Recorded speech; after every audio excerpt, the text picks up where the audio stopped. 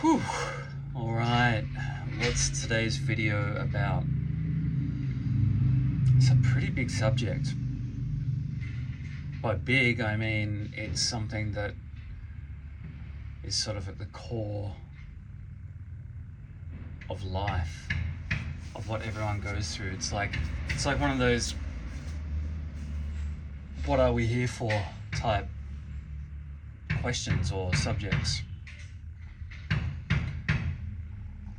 The more spiritual you become, and I think most people can agree with this, the more spiritual you become, the less materialistic you become. I'll say it again. The more spiritual you become, the less materialistic you become. So that's not, this person doesn't have it in them to get the resources that they need.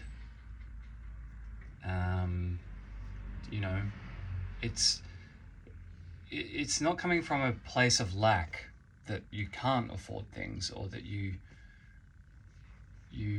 don't have it in you to work hard in order to get money and buy things.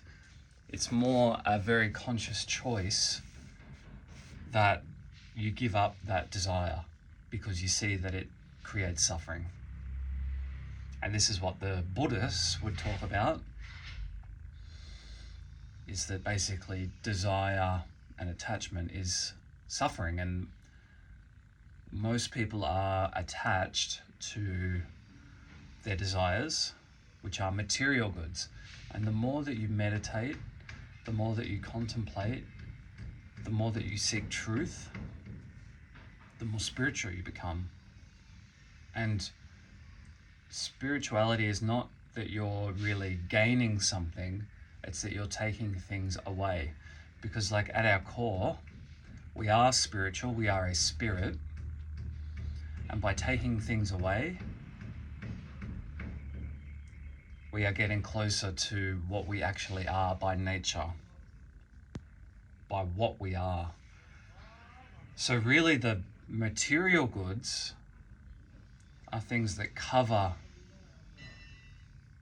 and stack on top of our spiritual nature, you might say. So again, the more spiritual you become, the less materialistic you will be. And the less materialistic you will be, the more spiritual you will become.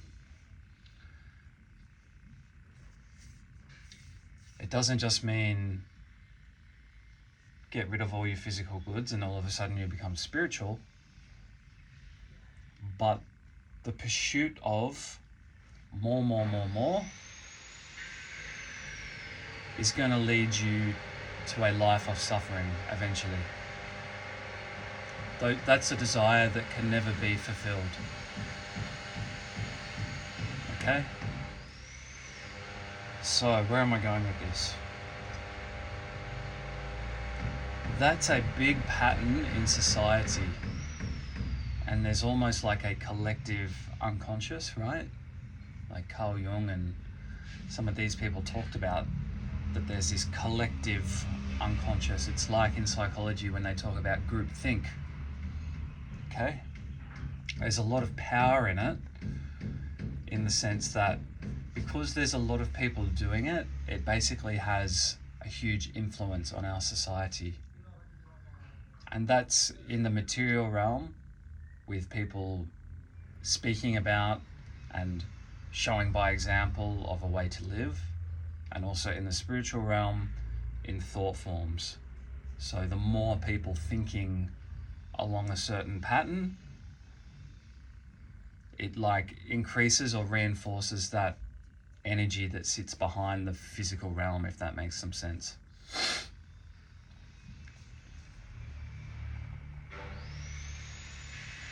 So then it brings the question of, what are you undoing? What is it that you are shedding? What is it that you are, like take the example of when you become more spiritual, you have less physical. So what are you having less of, and what are you sort of undoing? And people talk about this being a type of the undoing of karma, is when you take yourself away from these past patterns of family and society that are detrimental, that are actually keeping you less spiritual, less close to your spirit. So the very, very obvious one is lots of physical goods, like a devotion, not even a devotion, like a addiction, an addiction to money and an addiction to physical goods. That's definitely one thing that society pushes on us. Consumerism. You know, we're told that we need jobs, but for what? No one's there saying, okay, we need jobs to cover healthcare, to educate us, all these things, right? Like, we have to pay our rent and all these things, you need money. But no one's sitting there going, and when you reach a point where you can survive, the rest doesn't really matter. No one says that. It's always more, what I've got, what they don't have. They think that more money actually means more freedom emotionally and in their life, which the only thing it does is it can go two ways. If someone goes, I've got enough, then they go, now I'm just going to pursue truth and what's life about, and getting to the core of what creates happiness. That is perfect. That's someone on the right path. Whereas someone who's just like, well, I've worked this last year really, really hard and I don't need a new house, but what if I just get another house? Surely that's a good investment. So they're working to get the money and they're working hard for it, but they don't quite know why. It's only a security thing of, at least this way I'll have enough. So there's a point where it just becomes a fear-based thing. Anyway, it's enough about this. The point of the video is, what patterns exist, for example, in a family that you have to undo? Because one thing to realize, like, for example, if your parents didn't stick up for you or they put you down, there's a whole lineage that goes back. Your grandfather did it, his grandfather did it, and so on and so on and so on. And this is really about breaking a cycle. Like, people talk about poverty cycles, but in this case we would call it like a negative or an abusive cycle, where generations, and it's built into your DNA and your conditioning. If you see a pattern in your family, trace it back. If you've got grandparents that are alive, if you've got relatives that you can analyze their behavior in some way, you'll see it, and then you'll see why your parents weren't able to change it, or they were able to change it. And that's when it takes like a really conscious person to analyze what conditioning has been passed down from generation to generation from their family and from society. So like one of the big ones is alcohol, right?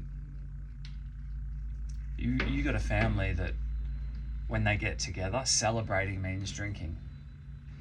Or you got a family that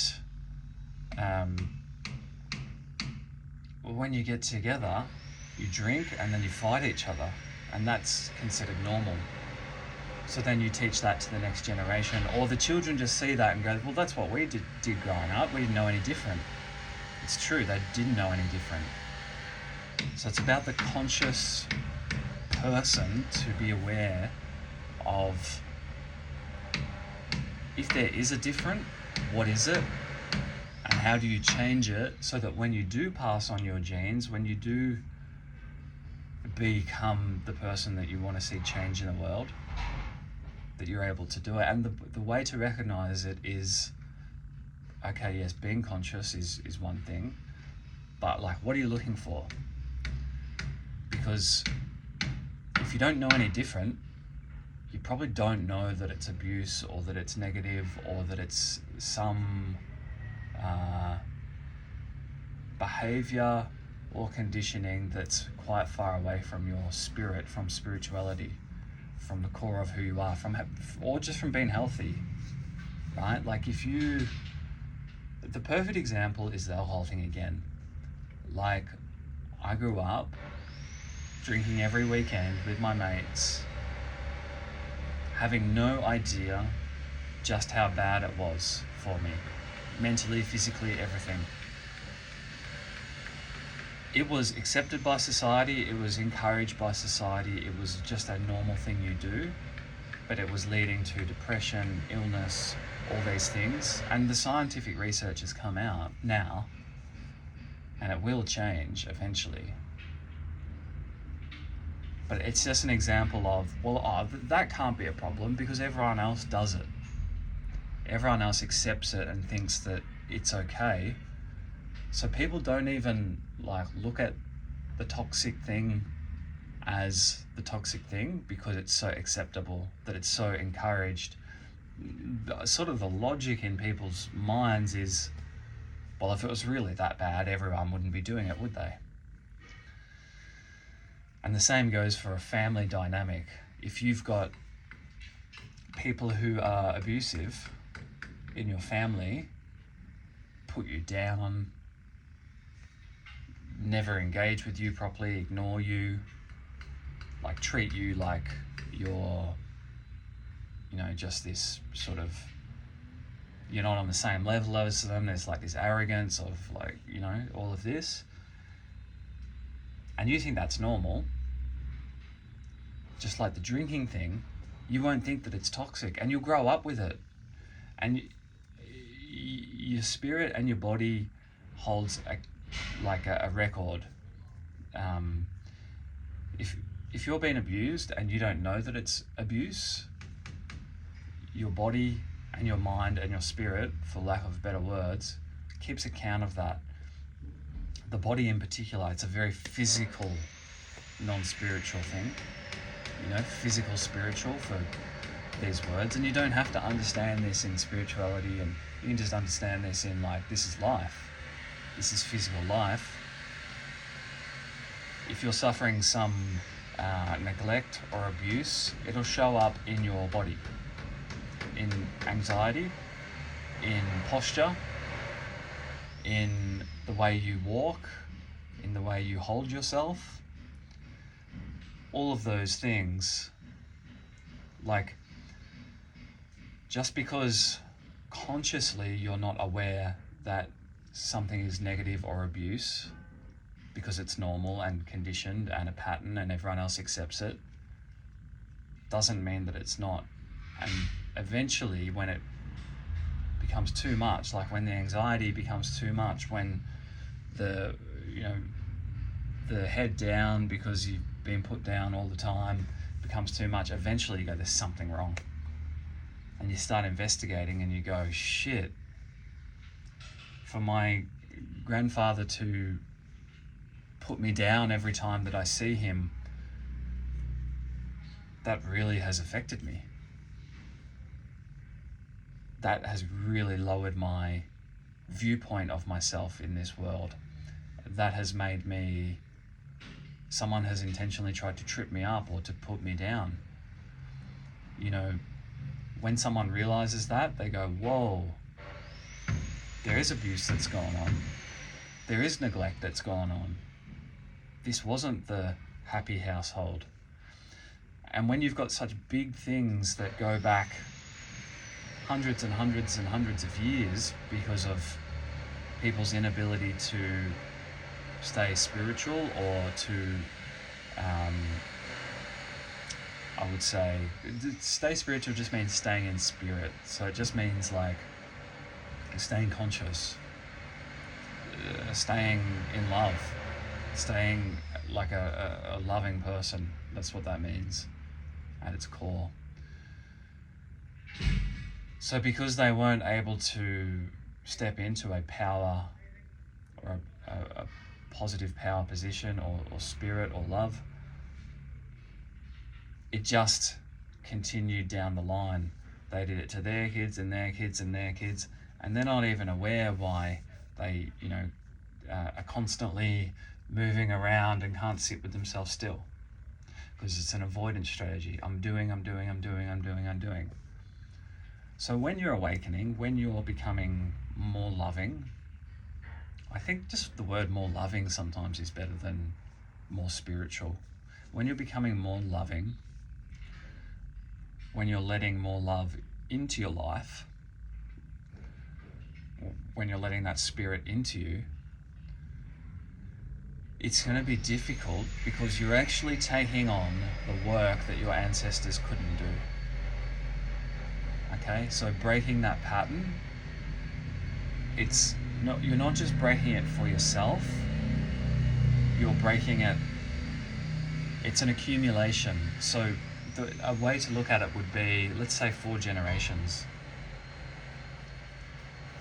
Let's say the abuse or behavior of putting people down and pushing them to the ground goes back 4 generations, so a few hundred years. But let's say there's 4 grandparents or fathers or whatever. Each one of those that does it and then does it again, it compounds. And that's the thing with negativity, it can compound.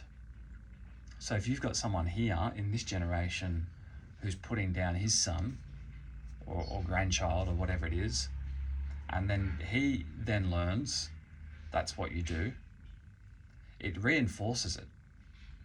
And it becomes stronger and stronger and stronger. That's why it's so difficult to undo that pattern.